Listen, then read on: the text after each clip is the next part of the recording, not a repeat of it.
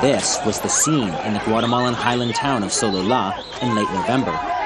2 men and a woman accused of shooting dead a local bus driver and his assistant in an attempted robbery. After the suspects were arrested, hundreds of people descended on the police station, demanding the police hand them over. The police released the suspects to the mob. They were then beaten, doused with petrol, and set on fire. 9 days later, in the neighboring town of Panajachel, a man was accused of robbing a street vendor. A mob of hundreds caught the man, dragged him through the streets, and set him on fire in front of the police station. Then they torched the station and 4 police cars.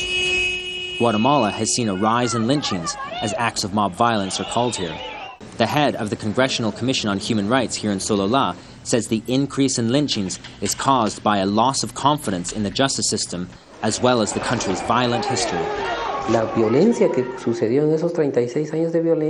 violence that occurred during the 36 years of civil war was stuck in people's minds. The culture of violence is being passed on to the younger generation, and this is the most dangerous thing that can happen. Across Guatemala, law enforcement are often looked at with suspicion. Many current and former police are suspected of having links with criminal gangs. Earlier this year, an officer was lynched after being accused of extorting a local bus driver.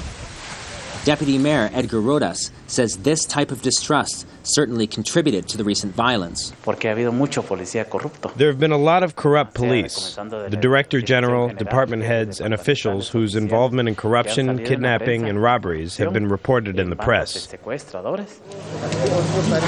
firebombing at the police station in Panajachel showed the frustration local people have been feeling with law enforcement.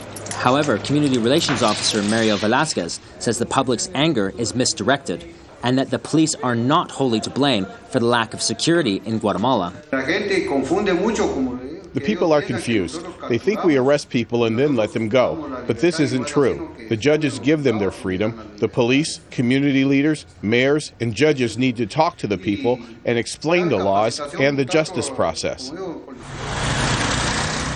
Although the streets of Panajachel and Sololá quickly returned to normal, analysts warn there could be a resumption of violence at any moment. If crimes continue to go unpunished, they say that people here will continue to take the law into their own hands. David Mercer, Al Jazeera, Panajachel, Guatemala.